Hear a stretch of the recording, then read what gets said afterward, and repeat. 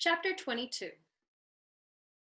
People had been dropping in on the party now for some years, fashionable gatecrashers from other worlds, and for some time it had occurred to the partygoers as they had looked out at their own world beneath them, with its wrecked cities, its ravaged avocado farms and blighted vineyards, its vast tracts of new desert, its seas full of cracker crumbs and worse, that their world was in some tiny and almost imperceptible way not quite as much fun as it had been. Some of them had begun to wonder if they could manage to stay sober for long enough to make the entire party space-worthy, and maybe take it off to some other people's worlds where the air might be fresher and give them fewer headaches. The few undernourished farmers who still managed to scratch out a feeble existence on the half-dead ground of the planet's surface would have been extremely pleased to hear this. But that day, as the party came screaming out of the clouds and the farmers looked up in haggard fear of yet another cheese and wine raid, it became clear that the party was not going anywhere else for a while, that the party would soon be over. Very soon, it would be time to gather up hats and coats and stagger blearily outside to find out what time of day it was, what time of year it was, and whether in any of this burnt and ravaged land there was a taxi going anywhere. The party was locked in a horrible embrace with a strange white spaceship that seemed to be half sticking through it. Together they were lurching, heaving, and spinning their way around the sky in grotesque disregard of their own weight. The clouds parted. The air roared and leaped out of the way. The party and the cricket warship looked, in their writhings, a little like two ducks, one of which is trying to make a third duck inside the second duck, while the second duck is trying very hard to explain that it doesn't feel ready for a third duck right now, is uncertain that it would want any putative third duck to be made by this particular first duck anyway, and certainly not while it, the second duck, was busy flying. The sky sang and screamed with the rage of it all, and buffeted the ground with shockwaves. And suddenly, with a foop, the cricket ship was gone. The party blundered helplessly across the sky like a man leaning against an unexpectedly open door. It spun and wobbled on its hover jets. It tried to right itself and wronged itself instead. It staggered back across the sky again. For a while, these staggerings continued, but clearly they could not continue for long. The party was now a mortally wounded party. All the fun had gone out of it, as the occasional broken-backed pirouette could not disguise.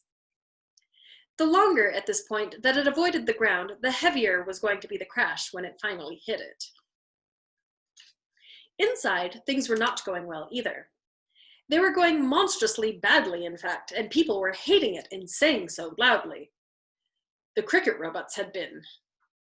They had removed the award for the most gratuitous use of the word Belgium in a serious screenplay, and in its place had left a scene of devastation that left Arthur feeling almost as sick as a runner-up for a Rory. "We would love to stay and help," shouted Ford, picking his way over the mingled debris. "Only we're not going to." The party lurched again, provoking feverish cries and groans from among the smoking wreckage. "We have to go and save the universe, you see," said Ford. "And if that sounds like a pretty lame excuse, then you might be right. Either way, we're off." He suddenly came across an unopened bottle lying, miraculously unbroken, on the ground. "Do you mind if we take this?" he said. "You won't be needing it." He took a packet of potato chips, too. "Trillion?" shouted Arthur in a shocked and weakened voice. In the smoking mess, he could see nothing. "Earthman, we must go," said Slarty Bartfast nervously. "Trillion!" shouted Arthur again. A moment or two later, Trillion staggered, shaking, into view, supported by her new friend, the Thunder God. "The girl stays with me," said Thor. "There's a great party going on in Valhalla. We'll be flying off." Where were you when all this was going on?" said Arthur. "Upstairs," said Thor. "I was weighing her. Flying's a tricky business, you see. You have to calculate wind and—" "She comes with us," said Arthur. "Hey," said Trillion. "Don't I—" "No," said Arthur. "You come with us." Thor looked at him with slowly smoldering eyes. He was making some point about godliness, and it had nothing to do with being clean. "She comes with me," he said quietly. "Come on, Earthman," said Slarty Bartfast nervously, picking at Arthur's sleeve. "Come on, Slarty Bartfast," said Ford nervously, picking at the old man's sleeve. Slarty Bartfast had the teleport device. The party lurched and swayed, sending everyone reeling, except for Thor and except for Arthur, who stared, shaking, into the Thunder God's black eyes. Slowly, incredibly, Arthur put up what now appeared to be his tiny little fists. "Want to make something of it?" he said. "I beg your minuscule pardon," roared Thor. "I said," repeated Arthur, and he could not keep the quavering out of his voice, "do you want to make something of it?" He waggled his fists ridiculously. Thor looked at him with incredulity. Then a little wisp of smoke curled upward from his nostril. There was a tiny little flame in it, too. He gripped his belt. He expanded his chest to make it totally clear that here was the sort of man you only dared to cross if you had a team of Sherpas with you. He unhooked the shaft of his hammer from his belt. He held it up in his hands to reveal the massive iron head. He thus cleared up a possible misunderstanding that he might merely have been carrying a telegraph pole around with him. "Do I want," he said, with a hiss like a river flowing through a steel mill, "to make something of it?" "Yes," said Arthur, his voice suddenly and extraordinarily strong and belligerent. He waggled his fists again, this time as if he meant it. "You want to step outside?" he snarled at Thor. "All right," bellowed Thor like an enraged bull, or in fact like an enraged thunder god, which is a great deal more impressive, and did so. "Good," said Arthur. "That's got rid of him. Slarty, get us out of here." Chapter 23. "All right," shouted Ford at Arthur. "So I'm a coward. The point is, I'm still alive." They were back aboard the starship Bistramath. So was Slarty Bartfast. So was Trillian. Harmony and Concord were not. "Well, so am I alive, aren't I?" retaliated Arthur, haggard with adventure and anger. His eyebrows were leaping up and down as if they wanted to punch each other. "You damn nearly weren't," exploded Ford. Arthur turned sharply to Slarty Bartfast, who was sitting in his pilot couch on the flight's deck, gazing thoughtfully into the bottom of a bottle that was telling him something he clearly couldn't fathom. He appealed to him. "Do you think he understands the first word I've been saying?" he said, quivering with emotion. "I don't know," replied Slarty Bartfast a little abstractedly. "I'm not sure," he added, glancing up very briefly, "that I do." He stared at his instruments with renewed vigor and bafflement. "You'll have to explain it to us again," he said. "Well, but later. Terrible things are afoot." He tapped the pseudoglass at the bottom of the bottle. "We fared rather pathetically at the party, I'm afraid," he said, "and our only hope now is to try to prevent the robots from using the key in the lock. How in heaven we do that, I don't know," he muttered. "Just have to go there, I suppose. Can't say I like the idea at all. Probably end up dead." "Where is Trillian, anyway?" said Arthur, with a sudden affection of unconcern. What he had been angry about was that Ford had berated him for wasting time over all the business with the Thunder God, when they could have been making a rather more rapid escape. Arthur's own opinion, and he had offered it for whatever anybody might have felt it was worth, was that he had been extraordinarily brave and resourceful. The prevailing view seemed to be that his opinion was not worth a pair of fetid dingo's kidneys. What really hurt, though, was that Trillian didn't seem to react much one way or the other, and had wandered off somewhere. "And where are my potato chips?" said Ford. "They are both," said Slarty Bartfast without looking up, "in the room of informational illusions. I think that your young lady friend is trying to understand some problem of galactic history. I think the potato chips are probably helping her." Chapter 24. It is a mistake to think you can solve any major problems just with potatoes. For instance, there was once an insanely aggressive race of people called the Silastic Armor Fiends of Stritrax. That was just the name of their race. The name of their army was something quite horrific. Luckily, they lived even farther back in galactic history than anything we have so far encountered, 20 billion years ago, when the galaxy was young and fresh and every idea worth fighting for was a new one. And fighting was what the Silastic Armor Fiends of Stritrax were good at, and being good at it, they did it a lot. They fought their enemies, i.e. everybody else. They fought each other. Their planet was a complete wreck. The surface was littered with abandoned cities that were surrounded by abandoned war machines, which were in turn surrounded by deep bunkers in which Silastic Armor Fiends lived and squabbled with each other. The best way to pick a fight with a Silastic Armor Fiend of Stritrax was just to be born. They didn't like it. They got resentful. And when an armor fiend got resentful, someone got hurt. An exhausting way of life, one might think, but they did seem to have an awful lot of energy. The best way of dealing with a Silastic Armor Fiend was to put him in a room on his own, because sooner or later he would simply beat himself up. Eventually, they realized that this was something they were going to have to sort out, and they passed a law decreeing that anyone who had to carry a weapon as part of his normal Silastic work, policemen, security guards, primary school teachers, etc., had to spend at least 45 minutes every day punching a sack of potatoes in order to work off his or her surplus aggression. For a while, this worked well, until someone thought that it would be much more efficient and less time-consuming if they just shot the potatoes instead. This led to a renewed enthusiasm for shooting all sorts of things, and they all got very excited at the prospect of their first major war for weeks. Another achievement of the Silastic Armor Fiends of Stritrax is that they were the first race who ever managed to shock a computer.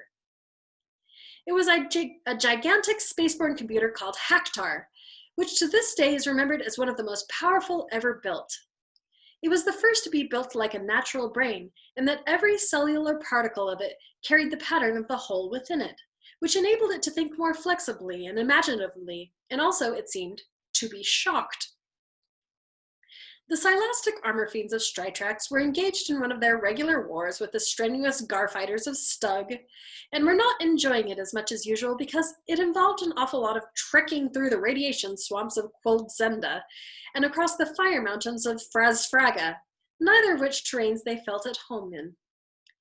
So when the strangulous dilettantes of Jazjatstak joined in the fray and forced them to fight another front in the Gamma Caves of Carfrax and the ice storms of Varlanguten, they decided that enough was enough, and they ordered Hactar to design for them an ultimate weapon. "What do you mean," asked Hactar, "by ultimate?" To which the Silastic Armor Fiends of Stritrax said, "Read a bloody dictionary," and plunged back into the fray. So Hactar designed an ultimate weapon. It was a very, very small bomb that was simply a junction box in hyperspace which would, when activated, connect the heart of every major sun with the heart of every other major sun simultaneously, and thus turn the entire universe into one gigantic hyperspatial supernova.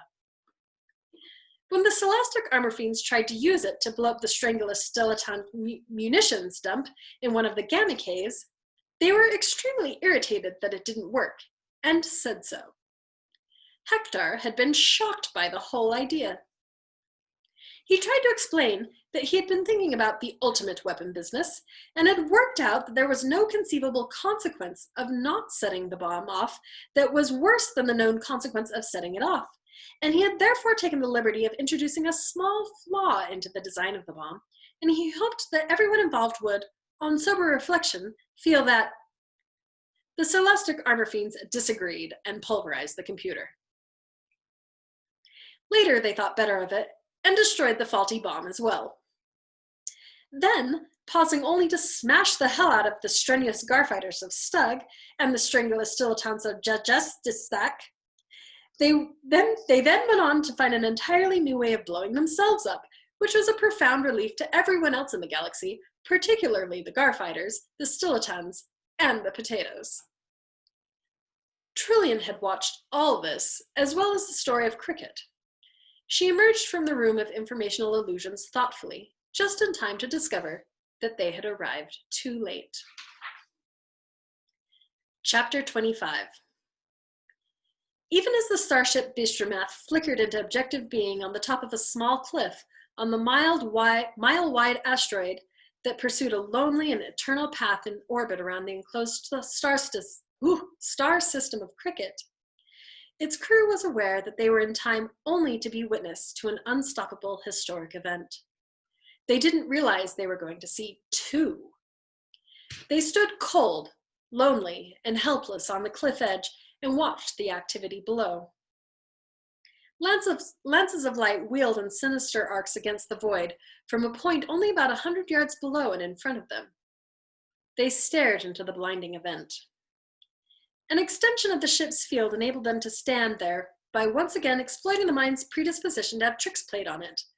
The problem of falling up off the tiny mass of the asteroid, or of not being able to breathe, simply became somebody else's. The white Cricket warship was parked among the stark gray crags of the asteroid, alternately flaring under arc lights or disappearing in shadow. The black shadows cast by the hard rocks danced together in wild choreography as the arc lights swept around them. The 11 white robots were bearing in procession the Wicket Key out into the middle of a circle of swinging lights. The Wicket Key had been rebuilt. Its components shone and glittered. The steel pillar, or Marvin's leg, of strength and power, the golden bale, or heart of the infinite improbability drive, of prosperity, the plastic pillar, or Argabuthon's scepter of justice, of science and reason, the silver bale, or Rory Award for the most gratuitous use of the word Belgium in a series screenplay, and the now reconstituted wooden pillar, or ashes of a burnt stump signifying the death of English cricket, of nature and spirituality. I suppose there's nothing we can do at this point, asked Arthur nervously. No, sighed Slartibartfast. The expression of disappointment that crossed Arthur's face was a complete failure, and, since he was standing obscured by shadow, he allowed it to collapse into one of relief. Pity, he said. We have no weapons, said Slartibartfast, stupidly. Damn, said Arthur, very quietly.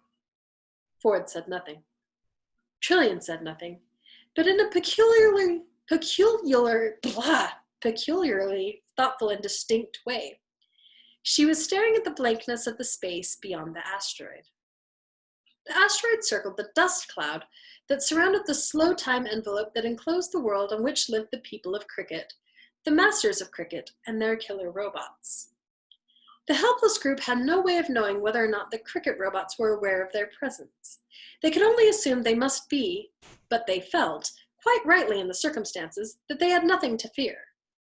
They had a historic task to perform, and their audience could be regarded with contempt. Terribly impotent feeling, isn't it? Said Arthur, but the others ignored him. In the center of the area of light the robots were approaching, a square-shaped crack appeared in the ground. The crack defined itself more and more distinctly, and soon it became clear that a block of the ground, about 6 feet square, was slowly rising. At the same time, they became aware of some other movement, but it was almost subliminal, and for a moment or two it was not clear what it was that was moving. Then it became clear. The asteroid was moving. It was moving in toward the dust cloud, as if being hauled inexorably by some celestial angler in its depths.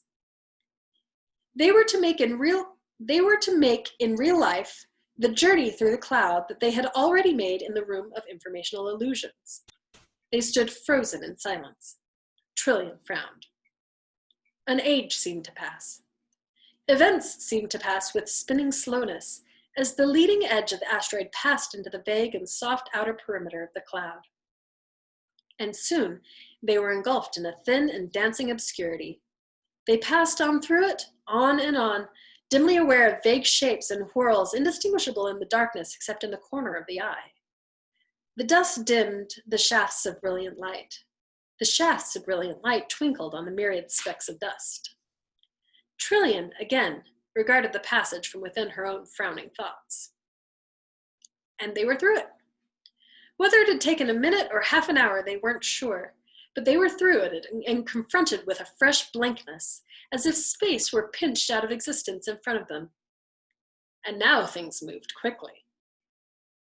A blinding shaft of light seemed almost to explode from out of the block that had risen 3 feet out of the ground, and out of that rose a smaller plastic block, dazzling with interior dancing colors. The block was slotted with deep grooves, 3 upright and 2 across, clearly designed to accept the wicket key. The robots approached the lock, slotted the key into its home, and stepped back again. The block twisted around of its own accord, and space began to alter.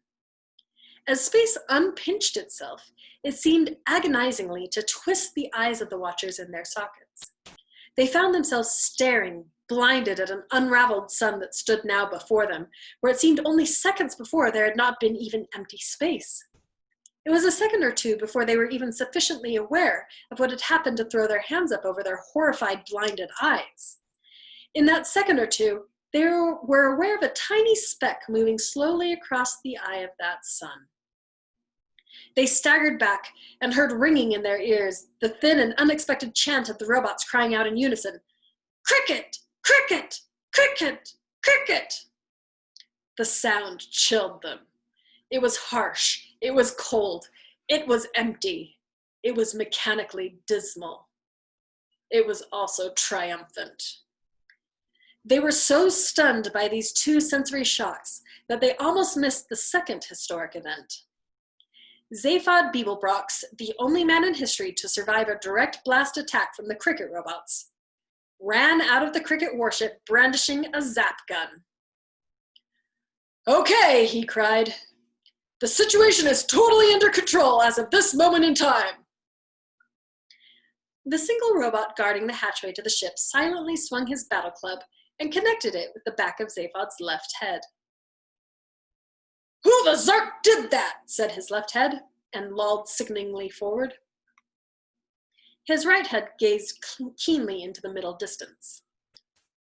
"Who did what?" it said. The club connected with the back of his right head. Zaphod measured his length and rather strange shape on the ground. Within a matter of seconds, the whole event was over. A few blasts from the robots were sufficient to destroy the lock forever.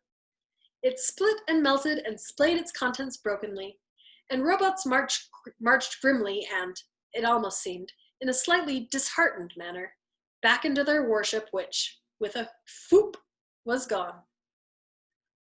Trillian and Ford ran hectically around and down the steep incline to the dark, still body of Zaphod Beeblebrox. Chapter 26. "I don't know," said Zaphod for what seemed to him like the 37th time. "They could have killed me, but they didn't. Maybe they just thought I was a kind of wonderful guy or something. I could understand that." The others silently registered their opinions of this theory. Zaphod lay on the cold floor of the flight deck. His back seemed to wrestle the floor as pain thudded through him and banged at his heads. "I think," he whispered, "that there is something wrong with those anodized dudes. Something fundamentally weird." "They are programmed to kill everybody," Slarty Bartfast pointed out. "That," wheezed Zaphod between the whacking thuds, "could be it." He didn't seem altogether convinced. "Hey, baby," he said to Trillian, hoping this would make up for his previous behavior. "You all right?" she said gently. "Yeah," he said, "I'm fine." "Good," she said, and walked away to think. She stared at the huge Visus screen over the flight couches, and twisting a switch, she flipped local images over it. One image was the blankness of the dust cloud. One was the sun of Cricket. One was Cricket itself. She flipped between them fiercely. "Well, that's goodbye galaxy then," said Arthur, slapping his knees and standing up. "No," said Slarty Bartfast gravely. "Our course is clear." He furrowed his brow until you could grow some of the smaller root vegetables in it. He stood up, he paced around. When he spoke again, what he said frightened him so much he had to sit down again. "We must go down to cricket," he said. A deep sigh shook his old frame, and his eyes seemed almost to rattle in their sockets. "Once again," he said, "we have failed pathetically. Quite pathetically." "That," said Ford quietly, "is because we don't care enough. I told you." He swung his feet onto the instrument panel and picked fitfully at something on one of his fingernails. "But unless we determine to take action," said the old man querulously, as if struggling against something deeply insouciant in his nature, "then we shall all be destroyed. We shall all die. Surely we care about that." "Not enough to want to get killed over it," said Ford. He put on a sort of hollow smile and flipped it round the room at anyone who wanted to see it. Slarty Bartfast clearly found this point of view extremely seductive, and he fought against it. He turned again to Zaphod, who was gritting his teeth and sweating with pain. "You surely must have some idea," he said, "of why they spared your life. It seems most strange and unusual." "I kind of think they didn't even know," shrugged Zaphod. "I told you. They hit me with the most feeble blast. They knocked me out, right? They lugged me into their ship, dumped me in a corner, and ignored me, like they were embarrassed about me being there. If I said anything, they knocked me out again. We had some great conversations. Hey, ugh! Hi there, ugh! I wonder, ugh! Kept me amused for hours, you know." He winced again. He was toying with something in his fingers. He held it up. It was the golden bale, the heart of gold, the heart of the infinite improbability drive. Only that and the wooden pillar had survived the destruction of the lock intact. "I hear your ship can move a bit," he said. "So how would you like to zip me back to mine before you—" "Will you not help us?" said Slarty Bartfast. "Us?" said Ford sharply. "Who's us?" "I'd love to stay and help you save the galaxy," insisted Zaphod, raising himself up onto his shoulders. But I have the mother and father of a pair of headaches, and I feel a lot of little headaches coming on. But next time it needs saving, I'm your guy. Hey, Trillion, baby?" She looked round briefly. "Yes?" "You want to come? Heart of gold? Excitement and adventure and really wild things?" "I'm going down to cricket," she said. Chapter 27. It was the same hill, and yet not the same. This time it was not an informational illusion. This was cricket itself, and they were standing on it. Near them, behind the trees, the strange Italian restaurant that had brought these, their real bodies, to this, the real present world of cricket. The strong grass under their feet was real, the rich soil real, too. The heady fragrances from the tree, too, were real. The night was real night. Cricket. Possibly the most dangerous place in the galaxy for anyone who isn't cricketer to stand. The place that could not countenance the existence of any other place, whose charming, delightful, intelligent inhabitants would howl with fear, savagery, and murderous hate when confronted with anyone not their own. Arthur shuddered. Slarty Bartfast shuddered. Ford, surprisingly, shuddered. It was not surprising that he shuddered. It was surprising that he was there at all. But when they had returned Zaphod to his ship, Ford had felt unexpectedly shamed into not running away. Wrong, he thought to himself. Wrong, wrong, wrong. He hugged to himself one of the zap guns with which they had armed themselves out of Zaphod's armory. Trillion shuddered and frowned as she looked into the sky. This, too, was not the same. It was no longer blank and empty. While the countryside around them had changed little in the 2,000 years of the cricket wars, in the mere 5 years that had elapsed locally since cricket was sealed into its slow-time envelope 10 billion years ago, the sky was dramatically different. Dim lights and heavy shapes hung in it. High in the sky, where no cricketer ever looked, were the war zones, the robot zones, huge warships and tower blocks floating in the Nilograve, fields far above the idyllic pastoral lands of the surface of Cricket. Trillian stared at them and thought. "Trillian," whispered Ford Prefect to her. "Yes," she said. "What are you doing?" "Thinking." "Do you always breathe like that when you're thinking?" "I wasn't aware that I was breathing." "That's what worried me." "I think I know," said Trillian. "Shh," said Slarty Bartfast in alarm, and his thin, trembling hand motioned them farther back beneath the shadow of the tree. Suddenly, as before in the tape, there were lights coming along the hill path, but this time the dancing beams were not from lanterns, but flashlights. Not in itself a dramatic change, but every detail made their hearts thump with fear. This time, there were no lilting, whimsical songs about flowers and farming and dead dogs, but hushed voices in urgent debate. A light moved in the sky with slow weight. Arthur was clenched with a claustrophobic terror, and the warm wind caught at his throat. Within seconds, a second party became visible, approaching from the other side of the dark hill. They were moving swiftly and purposefully, their flashlights swinging and probing around them.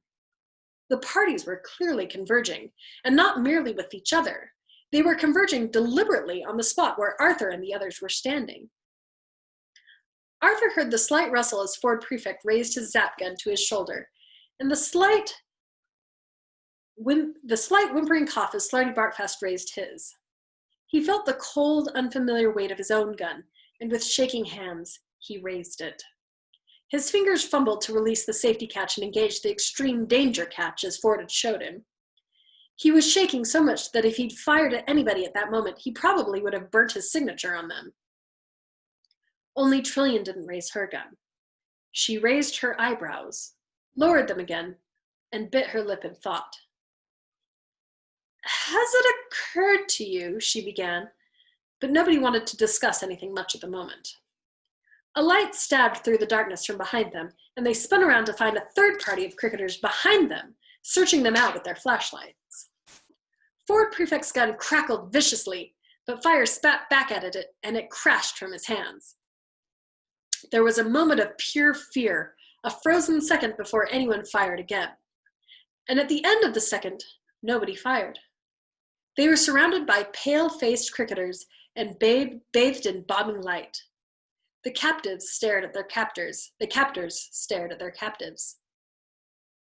"Hello," said one of the captors. "Excuse me, but are you aliens?" Chapter 28. Meanwhile, more millions of miles away than the mind can comfortably encompass, Zaphod Beeblebrox was feeling bored. He had repaired his ship, that is, he'd watched with alert interest while a service robot had repaired it for him. It was now, once again, one of the most powerful and extraordinary ships in existence. He could go anywhere, do anything. He fiddled with a book and then tossed it away. It was the one he'd read before. He walked over to the communications bank and opened an all-frequencies emergency channel. "Anyone want a drink?" he asked. "This an emergency, feller?" crackled a voice from halfway across the galaxy. "Got any mixers?" said Zaphod. "Go take a ride on a comet." Okay, said Zaphod and flipped the channel shut again. He sighed and sat down. He got up again and wandered over to a computer screen. He pushed a few buttons. Little blobs started to rush around the screen, eating each other. "Pow!" said Zaphod. "Free-yo! Pop, pop, pop!" "Hi there," said the computer brightly after a minute of this. "You have scored 3 points. Previous best score, 7,597,200 and..." Okay, said Zaphod and flipped the screen blank again. He sat down again.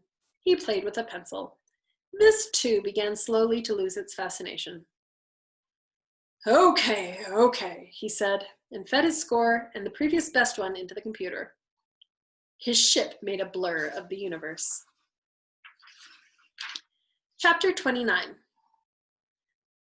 "Tell us," said the thin, pale-faced cricketer who had stepped forward from the ranks of the others and stood uncertainly in the circle of light, handling his gun as if he were just holding it for someone else who just popped off somewhere but would be back in a minute. "Do you know anything about something called the balance of nature?"